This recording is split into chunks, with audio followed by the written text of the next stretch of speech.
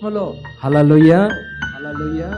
ఆ ప్రారంభ రోజుల్లో ఈ ఒక్క మాట చెప్పి ప్రార్థన చేస్తా. ఆ ప్రారంభ రోజుల్లో అది 2013 అనుకుంటాను.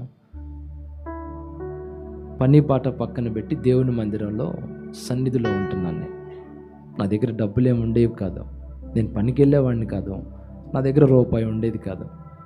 నేనా నోరు తెరిచి అమ్మమ్మ నాకు ఒక 1000 రూపాయలు కావాలి, ఒక 100 రూపాయలు కావాలని అడిగే మనిషిని కూడా కాదు. నాకు అదొక ఫీలింగు. ఎవరిని నేను అడగను, చేయి చాపి అడగడం నాకు ఇష్టం లేదు. అప్పుడు ఇష్టం లేదు, ఇప్పుడు కూడా నాది ఆ మనసు కాదు. అయితే ఆ రోజుల్లో నేను ఒక జనరల్ బైబిల్ వాడేవాడిని. జనరల్ బైబిల్ అంటే తెలుసుగా మీకు, 150 రూపాయలు పెడితే వచ్చే బైబిల్, అది ఉండేది నా దగ్గర. అప్పుడప్పుడే కొరియా బైబిల్ ఒకటి వచ్చింది, కొరియా ప్రింట్తో చక్కగా మెల్లమెల్ల మెరిసిపోతున్న బైబిల్ అందరి చేతుల్లో కనబడుతుంది. ఓపెన్ చేసి చూస్తే మంచి కంప్యూటర్ ప్రింట్, ఈ కటింగ్స్ ఉన్నాయి, దాంట్లో ఈ కటింగ్స్ ఉన్నాయి.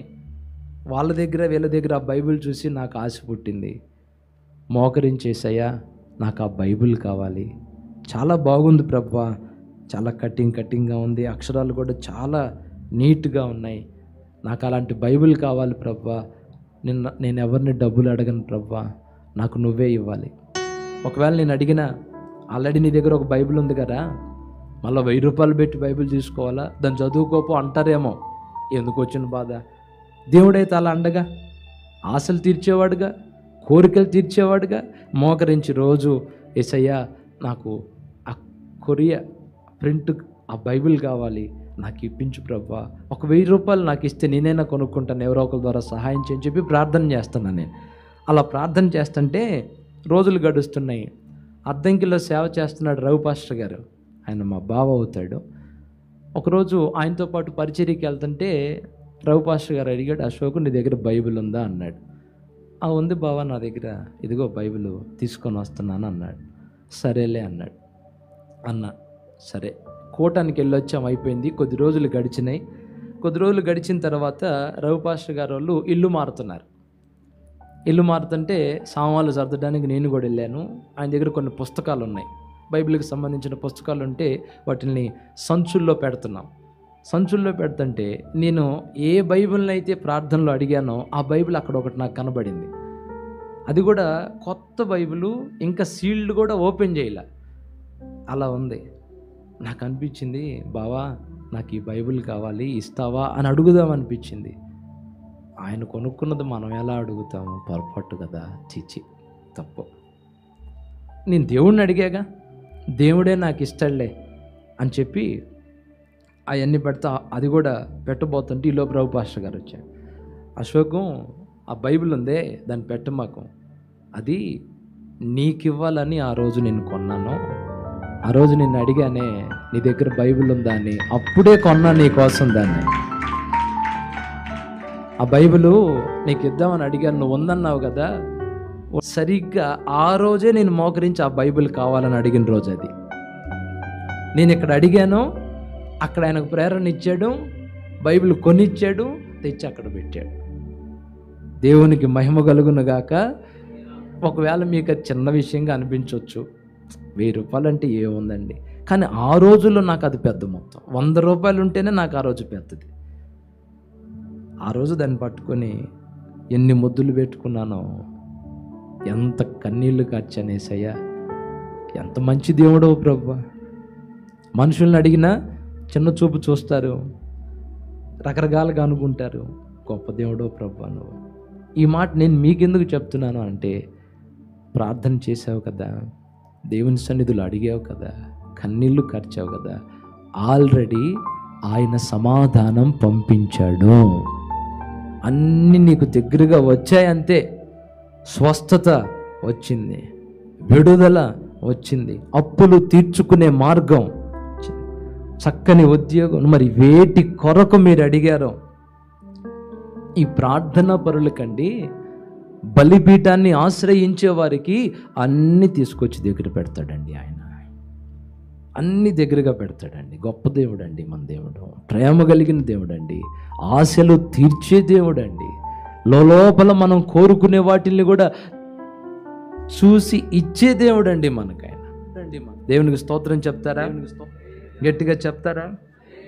ఇంకొక అనుభవం నాకు గుర్తొచ్చింది, చెప్తాను. ఆ రోజుల్లోనే, ఇందాక చెప్పానే, ఆ రోజుల్లోనే అన్ని పరిచర్యలు మేము కలిసి చేసుకునేవాళ్ళం. పట్టలేసేవాళ్ళం, కుర్చీలు వేసేవాళ్ళం, చెప్పుల స్టాండ్లో టోకెన్లు అందించేవాళ్ళం, చుట్టూ కట్టను కట్టేవాళ్ళం, మందిరం ఊడ్చేవాళ్ళం, టెంట్ బొంగులు అందించేవాళ్ళం, టెంట్లు వేసేవాళ్ళం, నీళ్లు పోసేవాళ్ళం, డ్రమ్ములకి నీళ్లు ఫిల్టర్ చేసేవాళ్ళం. అన్ని పరిచర్యలు కలిసి చేసుకునే రోజులు. ఈ ఒక్క మాటనండి ప్రార్థన చేస్తాను. అన్ని కలిసి చేసుకునే రోజులు అవి మాకు. ఆదివారం ప్రార్థన అయిపోయిందండి. కుర్చీలు, టెంట్లు అన్నీ కలిసి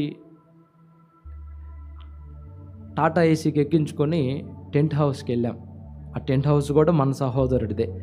అందరం కలిసి, యవన పిల్లలం అందరం కలిసి ఆ సామాను అక్కడికి తీసుకెళ్ళి అన్నీ దించుతున్నాం. ఆడతా పాడుతా సంతోషంగా అదొక రకమైన ఆనందంతో అవన్నీ తీసుకుంటూ వెళ్తుంటే ఆ దారి గుండా నల్ల ద్రాక్ష ఉంటుంది కదా, సీడ్లెస్, బండి మీద ఒక ఆయన వాటిని తీసుకొని వెళ్తున్నాడు. వాటిని చూడగానే తిందాం అనిపించింది నాకు. పని చేస్తున్నాం, కడుపు ఖాళీ అయ్యింది. కొంచెం నల్ల ద్రాక్ష అంటే స్వీట్ బాగుంటాయి, సీడ్లెస్, అది నాకు ఇష్టం, తిందాం అనుకొని జేబులు తోడుకున్నా. రూపాయి కూడా లేదు, ₹1 కూడా లేదు. ఇట్లా తడులాడుకొని లోపల అన్న ఉన్నాడు కదా, అన్న ఓ 10 రూపాయలు ఇవా, ద్రాక్ష కొనుక్కుంటానని అడుగుదాం అనిపించింది. చీచి, 10 రూపాయలు అడగటం బాగోదు, ఇది పద్ధతి కాదు. చెట్టు అంత ఎదిగాం, ఇప్పుడు వెళ్ళి 10 రూపాయలు కావాలన్నా అంటే పద్ధతి కాదు. పని మానేసి ఉన్నాను, నా దగ్గర డబ్బులు లేవు. కొంచెం మనసులో అనిపించింది, యేసయ్యా కనీసం చిన్న పదార్థం కొనుక్కోవడానికి కూడా నా దగ్గర ఇప్పుడు డబ్బులు లేవు, అయినా నీకే స్తోత్రం. ఏమైందో తినపోతే ఇప్పుడు నాకేమన్నా చచ్చిపోతాను నేను, నీకే వందనాలు అని అనుకున్నా. కానీ కొంచెం దిగులు అనిపించింది, ఏందా ₹1 కూడా లేదు జేబులో, కనీసం ఇంత వయసు వచ్చింది, 18-19 సంవత్సరాలు వచ్చినాయి, ఒక 10 రూపాయలు కూడా లేవు ఈ బ్రతుక్కి అనుకుని మనసులో అలా అనుకున్నాను. అనుకొని అన్నీ సర్ది లోపలికి ఎక్కుతున్నాం. నేను డ్రైవర్ పక్కన కూర్చున్నాను. జనాలందరూ, మన తమ్ముళ్ళందరూ పైన ఎక్కారు క్యాబిన్లో. ఈలోపు ఇటు పక్క పునుగుల బండి ఒకటి ఉంది, టిఫిన్ కొట్టు ఒకటి ఉంది, పునుగుల బండి. నేను చూస్తున్నాను, ఆ టిఫిన్ బండి దగ్గర నుంచి ఒక తల్లి, అప్పటిదాకా నేను ఆమెను చూడలే, ఆమె ఎవరో కూడా నాకు తెలియదు. అక్కడ నుండి టిఫిన్ కొట్టు దగ్గర నుండి ఒక పొట్లను తీసుకొని వచ్చి, అయ్యా ఇదిగో ఇది తీసుకొని తిన్నయ్యా అంటుంది ఆమె. నేను ఆమె ఎక్కడి నుండి వచ్చిందో చూసా. ఎక్కడి నుండి వచ్చింది? పునుగుల బండి దగ్గర నుండి వచ్చింది ఆమె. నేనేం తినాలనుకున్నాను? స్వీట్ తినాలనుకున్నా. ఆమె ఏం తెచ్చిస్తుంది? హాట్ తెచ్చిస్తుంది. ఇంట్రెస్ట్ లేదు, నాకు వద్దులేమ్మా, తీసుకెళ్ళి వెనక తమ్ముళ్ళు ఉన్నారు, వాళ్ళకి ఇప్పు, వాళ్ళు తింటారన్న. లేదు నువ్వే తీసుకోయా అంటుంది. వద్దు తల్లి, నాకు అది ఇంట్రెస్ట్ లేదు, నేను తిన్న, వెనక తమ్ముళ్ళు ఉన్నారు, వాళ్ళకి ఇప్పు. లేదు నువ్వు తీసుకోయా అంటుంది. సరే ఏమో తీసుకున్న దాకా పోయేట్లేదు, తీసుకొని వాళ్ళకి ఇద్దామలే అని చెప్పి తీసుకున్నాను. తీసుకుని ఆ డాష్ బోర్డు మీద పెట్టాను. కాస్త బండి మూవ్ అయింది. మూవ్ అయిన తర్వాత తీసుకుని వాళ్ళకి ఇద్దామని చెప్పి తీసుకున్నా. తర్వాత కొంచెం అప్పటికి ఆకలి మీద ఉన్నగా, ఏవైతే ఏముందిలే అని చెప్పి ఒకటి తీసుకుని వాళ్ళకి ఇద్దామని ఓపెన్ చేస్తే పునుగులు కాదు, నేను నల్ల ద్రాక్ష చూసానే అవే అందులో ఉన్నాయండి. హల్లెలూయా. అంటే ఆమె అక్కడి నుంచి వచ్చింది కదా, పునుగులు కట్టించిందేమో అనుకున్నా. కాదు, వస్తా నల్ల ద్రాక్ష కట్టించుకొని అక్కడ వాళ్ళతో మాట్లాడి నా దగ్గరకు వచ్చింది. ఇప్పుడు ఆమెకి ఎవరు చెప్పారండి?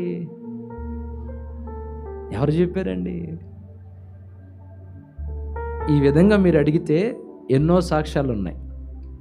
హల్లెలూయా. తినటం పక్కన పెట్టండి, కానీ కన్నీళ్ళు, యేసయ్యా ఎంత ప్రేమ కలిగిన దేవుడో ప్రభువా, నువ్వు గొప్ప దేవుడవు తండ్రి, నీకు స్తోత్రాలు అనుకున్నా. ఈరోజు నేను మీకు చెప్పేది ఏంటంటే, చిన్న ద్రాక్ష పండు నుండి, చిన్న ద్రాక్ష నుండి పెద్ద వస్తువుల వరకు మనుషులను అడిగితే చీప్గా చూస్తారు, కానీ ఇప్పటిదాకా కన్నీళ్ళు కడిచి ఏడ్చాను చూడండి. నా ప్రభు వాగ్దానపూర్వకంగా నీతో చెబుతున్న మాట, సమాధానం పంపాను బిడ్డ, నీకు అన్నీ నీకు దగ్గరగా ఉన్నాయి. దిగులు పడమాకు, కలవర పడిపోమాకు, బాధపడమాకు, టెన్షన్ పడమాకు. దేవుడిచ్చిన సమాధానం పొందుకొని చివరకు నువ్వేమనుకుంటావో తెలుసా? ఏంటి అంత పిచ్చోళ్ళలాగా ఆలోచించాను నేను, అంత కృంగిపోయానేంటి నేను, అరే పక్కనే ఉందిగా, అరే ఇంత తేలిగ్గా ఇది. చిచ్చి, ఏందో అనుభవపూర్వకంగా నేను చెబుతున్న మాటలు ఇవ్వండి. ఇప్పుడు నేను వెనక్కి తిరిగి ఒక్కొక్కసారి నవ్వుకుంటాను తెలుసా. ఏటి గురించి తెలుసా? సేవ ప్రారంభ రోజుల్లో ఎంత కృంగిపోయానో నేను, ఎంత డీలా పడ్డానో నేను. రాత్రులు నిద్రపోయేవాడిని కూడా కదా, చర్చి చుట్టూ తిరిగేవాడిని పిచ్చోళ్ళలాగా. నా జీవితం ఏమైద్దో, నా బ్రతుకేమైద్దో, దేవుని కొరకు వాడబడతానో, ఒక శూన్యమైపోయిన మనిషిలాగా తిరుగుతానో. ఎందుకయ్యా ఆ బాధ అంటే, మరి సైతాను గాడి విసిరే అగ్ని బాణాలు, అవిశ్వాసపు బాణాలు అలా ఉంటాయి. ఒకసారి కూర్చొని, ఎందుకురా బాబు నేను ఆ రోజు నిద్ర లేకుండా తిరిగాను, రోడ్ల మీదకి వెళ్ళి హైవేల మీద నిలబడి ఎందుకు అంత ఏడ్చాను, నేను ఏడ్చానేంటి, అనవసరంగా ఏడ్చాను, అనవసరంగా బాధపడ్డాను, అనవసరంగా నిద్రలేని రాత్రులు గడిపాను. ఇప్పుడు జీవితం అలా లేదే. నేను ఏం జరిగిద్ది అనుకున్నాను, ఏం జరిగిద్దని భయపడిపోయాను, అవేవి జరగలేదే. ఈరోజు ఈ మాటలు మాట్లాడటం మీరు వింటున్నారు కదా, ఇదొక అద్భుతం నాకు, ఇదొక సూచక క్రియ నాకు. ఇప్పుడు చాలా నవ్వుకుంటాను.